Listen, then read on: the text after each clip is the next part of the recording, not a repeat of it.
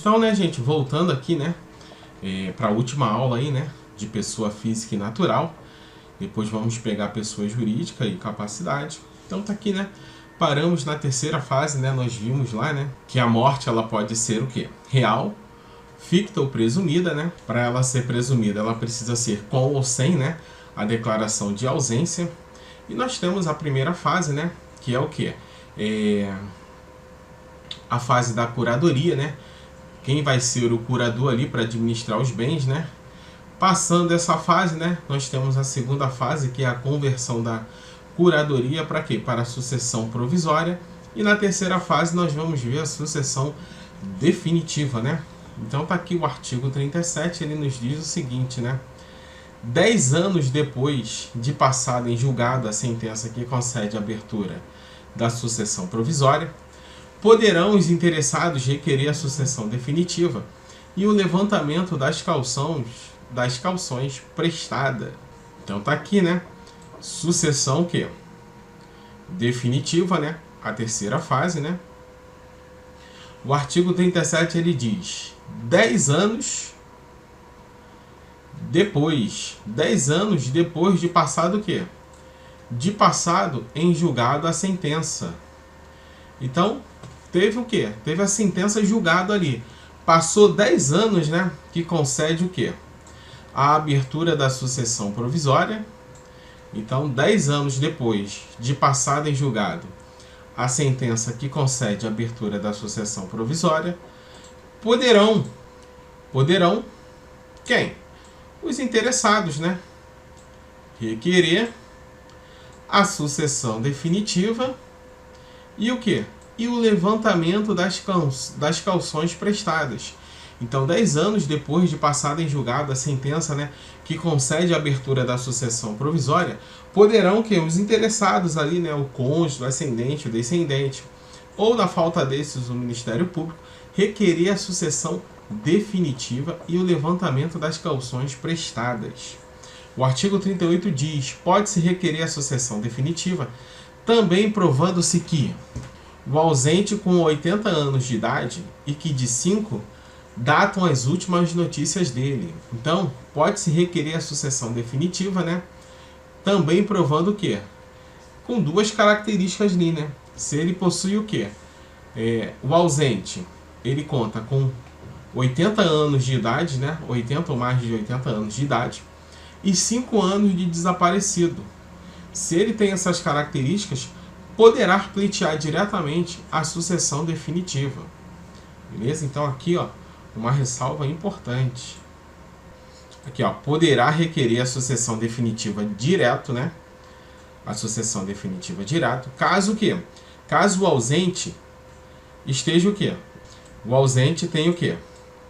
80 anos de idade e 5 anos de desaparecido. Se ele tem 5 anos que está desaparecido, tem 80 anos de idade, pode requerer a sucessão definitiva. Transmissão dos bens em caráter definitivo. E se o ausente retornar, quais são, né, o que poderá fazer na transmissão dos bens em caráter definitivo, né, e o que se fará se o ausente retornar, né? Então tá aqui no artigo 36, ele diz o seguinte: se o ausente aparecer ou se lhe provar a existência depois de estabelecida a posse provisória, né, cessarão para logo as vantagens dos sucessores nela emitidos, ficando todavia obrigados a tomar as medidas assecuratórias precisas até a entrega dos bens a seu dono, né? Então, ó, se o ausente aparecer ou se lhe o quê? Provar a existência dele, né? Ele está ausente, mas está provado que não morreu, está curtindo em outro lugar. Depois de quê? De estabelecida a posse provisória, cessarão para logo o quê? As vantagens dos sucessores. Então, depois de estabelecida a posse provisória, vai cessar o quê? As vantagens dos sucessores, ficando todavia o quê? Obrigados a tomar as medidas assecuratórias precisas até a entrega dos bens a seu dono. Então, regressando ao ausente, nos 10 anos seguintes à abertura da sucessão definitiva, outra observação aqui importantíssima, né? Ele regressou, quem? O ausente, ele regressou, só que ele regressou o quê? 10 anos depois da abertura da sucessão definitiva. E aí, como é que fica? Teve né, a curadoria, né? Para dar curadoria para uma pessoa para administrar os bens do ausente. A sucessão provisória, né? Da conversão da curadoria para a sucessão provisória. Da provisória para a sucessão definitiva. Passou 10 anos da definitiva, o cara volta. E aí, como é que fica? Regressando o ausente nos 10 anos seguintes à abertura da sucessão definitiva, ou algum de seus descendentes, ou algum de seus descendentes, ou ascendentes, aquele, ou estes, aquele, né? O ausente, ou estes, quem? Os descendentes ou ascendentes. Haverão somente os bens existentes. Haverão somente os bens existentes no estado em que se acharem. Então, tanto o ausente, né, depois de 10 anos da sucessão definitiva, e os descendentes, os ascendentes, né, despertaram, pô, caramba, né, não sei o que. Acontece. Depois de 10 anos da sucessão definitiva, os ascendentes ou descendentes se despertaram, haverão somente os bens existentes no estado em que se acharem. Então tá ali, né? Passou 10 anos da sucessão definitiva. Ficou somente aqueles bens, eles vão ter somente aquilo ali. Ou os subrogados. Os subrogados em seu lugar. Ou o preço que os herdeiros e demais interessados houverem recebido pelos bens alienados depois daquele tempo. Então os subrogados em seu lugar, né? O cara tem ali um carro, um Volvo. Ele vende um Volvo e compra uma Fiat Uno e fica com o resto do dinheiro. Então o ausente ele vai ficar com a Fiat Uno e o resto do dinheiro quem estava administrando bem em caráter definitivo já era, perdeu. Ou o preço em que os herdeiros e demais interessados houverem recebido pelos bens alienados depois daquele tempo. Então eles receberam, né, um valor pelos bens alienados, terão que devolver aquele preço para o ausente ou para o descendente ou ascendente. Parágrafo único. Se nos 10 anos a que se refere este artigo, o ausente não regressar e nenhum interessado promover a sucessão definitiva, os bens arrecadados passarão ao domínio do município ou do Distrito Federal, se localizado nas respectivas circunscrições, incorporando-se ao domínio da União, quando situados em território federal. Então tá aqui, né? Nos 10 anos a que se refere este artigo, passou os 10 anos, no caráter definitivo, né? O ausente não regressou, nenhum interessado promoveu a sucessão definitiva, e os bens arrecadados, eles vão fazer o quê? Eles passarão, né? Passarão para o domínio de quê?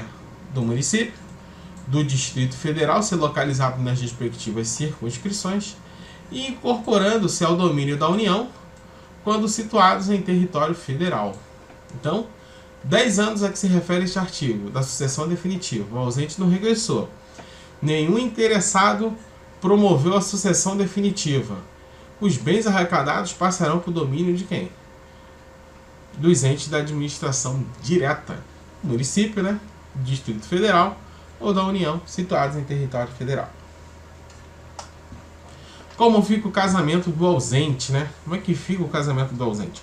Põe fim ao casamento, ele volta e o casamento volta. Como é que vai ser essa relação? Vamos lá. Como fica o casamento do ausente? Se ele volta também o amor, como é que vai? Então vamos lá. A ausência põe fim ao casamento. Tá aqui, né? A ausência põe fim ao casamento. Então o cara sumiu. Põe fim ao casamento. O ausente retornando o casamento não renasce. O ausente retornando, o casamento não renasce. Então, o ausente retornando, o casamento não renasce. Porém, nada impede de quê? deles casarem novamente, né? Nada impede de se casarem novamente com a mesma pessoa. Acontece, né? O náufrago, né? A mulher dele já estava casada com outro, né? Você já viu? Com certeza já viu esse filme, O Náufrago, né? Que o cara ficou lá na ilha, né? O avião caiu, né? Da empresa lá dos Correios lá dos Estados Unidos, né? FedEx, se eu não me engano. E ele ficou lá na ilha, lá um maior tempão, voltou, né? Retornou. E a esposa dele já estava casada, com filho, já com outro cara lá.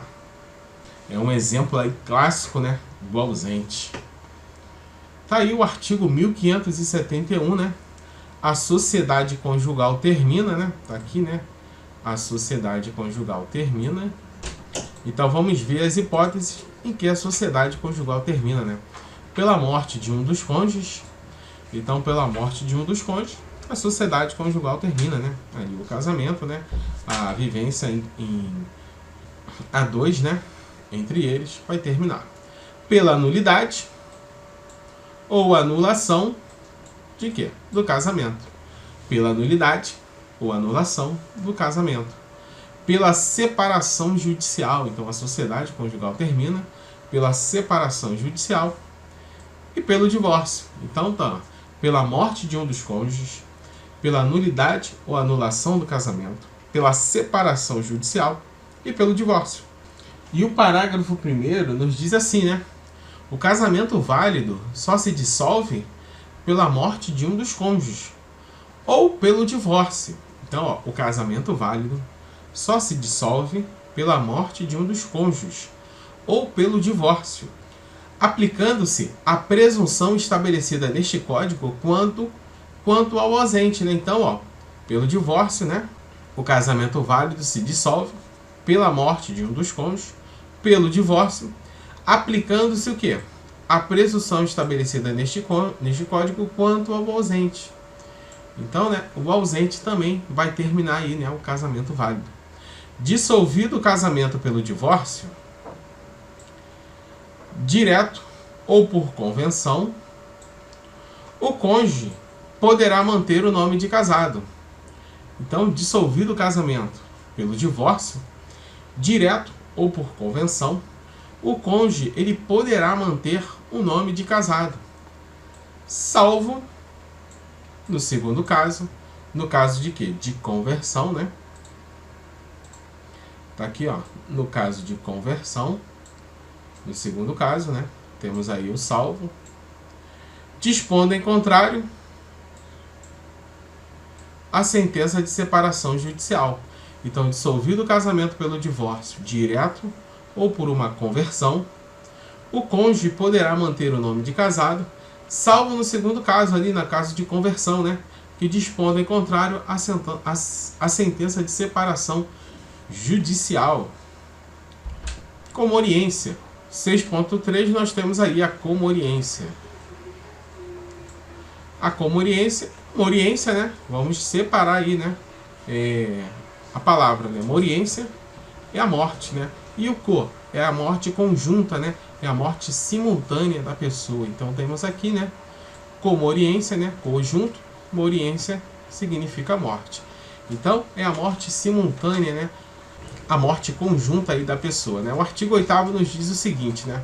Se dois ou mais indivíduos falecerem na mesma ocasião, não se podendo averiguar se algum dos comorientes precedeu os outros, presumir-se-ão simultaneamente mortos. Então, ó, se dois ou mais indivíduos falecerem o quê?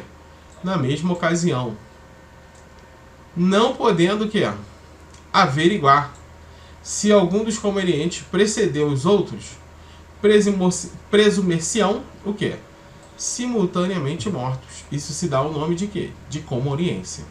O casal morre na mesma hora em acidentes diferentes. O casal morre na mesma hora, só que o quê? Em acidentes diferentes. Então, houve a comoriência, né? Não tem como saber quem morreu primeiro em caso de... Isso aí acontece muito em relação à herança, né? De quem vai ficar os bens para quem morreu primeiro, por os ascendentes. Então, isso aí prevalece em relação a isso. Dois jovens namorados, né, do noroeste da Itália morreram no fim de semana em dois acidentes de trânsito diferentes ocorridos na mesma hora. Só que os dois jovens namorados, né, eles morreram o quê? Em acidentes de trânsito diferentes. Pode ocorrer uma ocorrência? Sim, porque se ficou provado que morreu ali praticamente ao mesmo tempo, vai haver a comoriência. Então, os dois jovens namorados morreram, né, em dois acidentes de trânsito diferentes, ocorridos o quê? Na mesma hora e de acordo com os meios de comunicações locais. No Código Civil, a comoriência é o quê? Ela é presunção relativa. Ela é de presunção relativa, lógico. Porque foi declarada a comoriência. Então, o legitimado ele pode pedir ali, né, para a prova dos fatos, alegando que não houve a comoriência. Então, também chamada de juris tantum.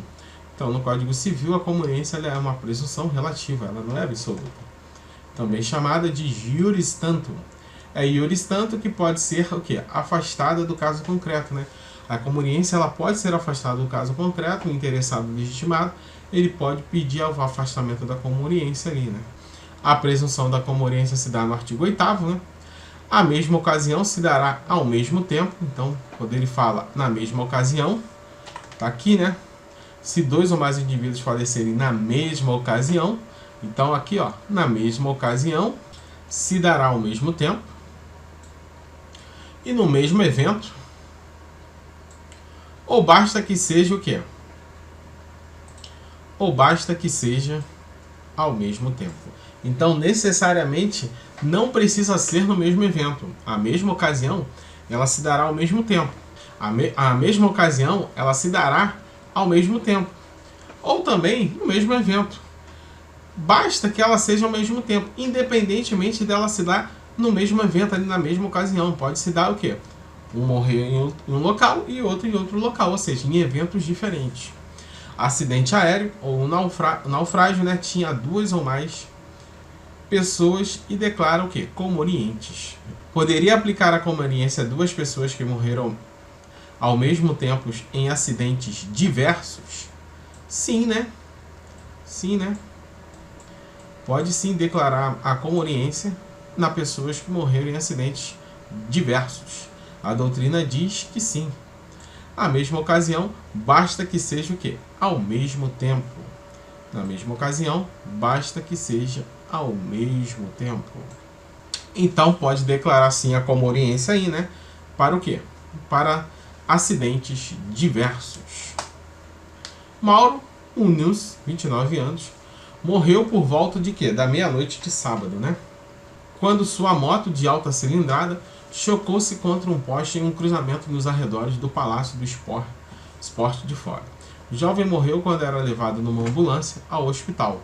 Segundo a edição digital do Jornal da República, praticamente ao mesmo tempo o carro de sua namorada, Simone, saiu da estrada em uma área periférica da cidade e caiu em fosso. Simone morreu na hora.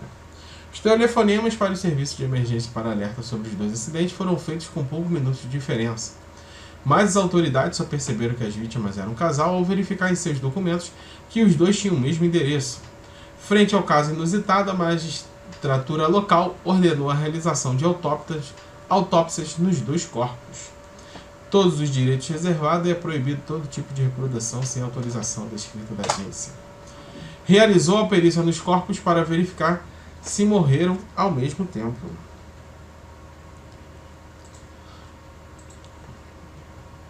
Foi realizada a perícia, né, nos corpos para verificar o quê? Se morreram o quê? Ao mesmo tempo. Caso não consiga declarar quem morreu primeiro, serão declarados o quê? Comorientes. A presunção sendo relativa, admite a prova em contrário, né? Ou seja, não morreu ao mesmo tempo. A comoriência, ela é a morte simultânea. Presunção relativa aplicável quando duas ou mais pessoas morreram na mesma ocasião. Lê-se o que? Ao mesmo tempo, sem ser possível averiguar quem morreu primeiro, né? Então, presunção relativa aplica-se quando duas ou mais pessoas morreram-se na mesma ocasião. Leia-se o quê? Ao mesmo tempo, sem ser possível averiguar quem morreu primeiro. Neste caso, presumir-se-ão o quê? Simultaneamente mortos. Consequências da comoriência. Então tá aqui, né? Consequências da comoriência. Quais são as consequências da comoriência? Como morreram ao mesmo tempo, marido e mulher, um não herda do outro e serão abertas duas cadeiras sucessórias distintas, cidadão A e cidadão B. Então, como morreram ao mesmo tempo, marido e mulher, um não herda do outro e serão abertas duas cadeiras sucessórias distintas, cidadão A e cidadão B. Vai que a mulher ela tem um filho do primeiro casamento e o outro tem o filho de outro casamento. Então, é complicado, são situações assim que pensa que não, mas acontece. Artigo 13. Salvo por exigência médica, é defeso o ato de disposição do próprio corpo. Então, importante o artigo 13, né? O artigo 13, ele é importantíssimo, por quê? Porque ele sempre cai. Coloca a cruz de Malta porque o artigo 13 sempre cai. Salvo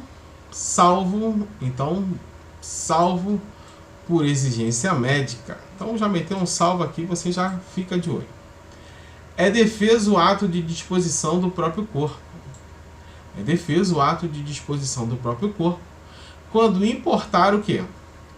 Diminuição permanente da integridade física ou contrariar os bons costumes, salvo por exigência médica. Então tá ali, né? O cara tomou um tiro na perna e o médico disse que precisa fazer o quê? Precisa cortar ali uma parte da perna do cara. Então, por exigência médica, vai o quê? Vai diminuir permanentemente a integridade física da perna ali do cara, né? Então, por exigência médica, é defeso o ato de disposição do próprio corpo, quando importar diminuição permanente da integridade física ou contrariar os bons costumes. Então, é defeso o ato de disposição do próprio corpo, quando importar diminuição permanente da integridade física ou contrariar os bons costumes. O ato previsto neste artigo será admitido para fins de transplante, parágrafo único, na forma estabelecida em lei especial. Então, o ato previsto neste artigo será admitido para fins de transplante. Então, né, por exigência médica, tá ali, né, houve a morte encefálica, vai pegar ali uma parte do coração, do rim, do pulmão e vai fazer o transplante para outras pessoas. É o que? É a diminuição permanente ali da integridade física, né? É a disposição do corpo. Artigo 14. É válida como objetivo científico. Tá aqui. Outra cruz de Malta, né? Outra cruz de Malta aqui, né? Outra cruz de Malta. Que cai bastante também, né? O artigo 14 também ele despenca bonito, né? É válido como objetivo científico, o altruístico, a disposição que gratuita do próprio corpo. Então é válida com um objetivo científico, altruístico, a disposição gratuita do próprio corpo, né? Em todo ou em parte, para depois da morte. Né? Então, para depois da morte ali, né? Pode-se pegar ali o corpo para quê? Para estudo, né, científico, né? Para uma faculdade ali, né? Para poder estudar aquele cadáver. Parágrafo único. O ato de disposição pode ser livremente revogado. Então tá aqui, lógico, né? Porque é relativo, né? Então aqui, ó. O ato de disposição, ele pode ser o quê? Ele pode ser livremente revogado, lógico. O ato de disposição, ele pode ser o quê? Livremente revogado. Ele pode ser livremente revogado. Livremente revogado. O ato de disposição pode ser livremente revogado a qualquer tempo. E outra aqui, né? Ninguém pode ser constrangido o quê? A submeter-se a risco de vida, a tratamento médico ou a intervenção cirúrgica. Ninguém é obrigado, né? Ninguém pode ser constrangido a submeter-se com risco de vida, a tratamento médico ou uma intervenção cirúrgica. O artigo 16 nos diz o seguinte: toda pessoa tem direito ao nome. Toda pessoa tem direito ao nome. Nele compreendidos o quê? O prenome e o sobrenome. Então aqui, né? Toda pessoa ela tem direito ao nome. Então o nome ele é composto de quê? Pelo prenome e pelo sobrenome.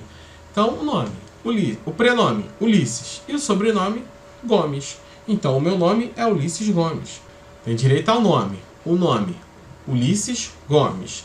Prenome Ulisses. Sobrenome Gomes. Beleza?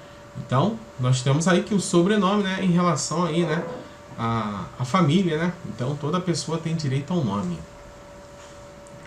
O nome da pessoa não pode ser empregado por outra pessoa em publicações ou representações que exponham desprezo público. Então aqui importantíssimo, né, gente? O que? A cruz de Malta. A cruz de Malta aqui. Por quê? Sempre cai. O nome da pessoa não pode ser empregado por outra pessoa em publicações ou representações que o quê? Que a exponham ao desprezo público, ainda quando haja intenção, não haja intenção difamatória, ainda quando não haja intenção difamatória. Então, o nome da pessoa não pode ser empregado por outra pessoa em publicações ou representações que é o quê? Que a exponha ao desprezo público, ainda que não haja intenção difamatória. Mesmo que não haja intenção difamatória, não pode ser empregado por outras pessoas em publicações ou representações que expõem o desprezo público. Artigo 8º. Sem autorização, não pode usar o nome alheio em propaganda comercial.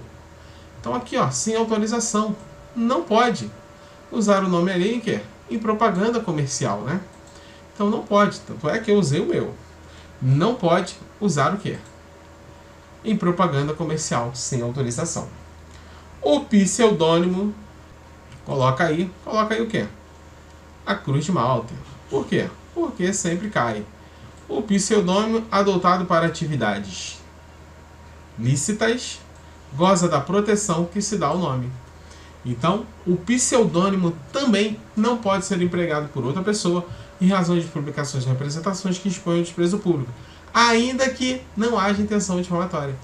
E também não pode ser usado em propaganda comercial sem a devida autorização.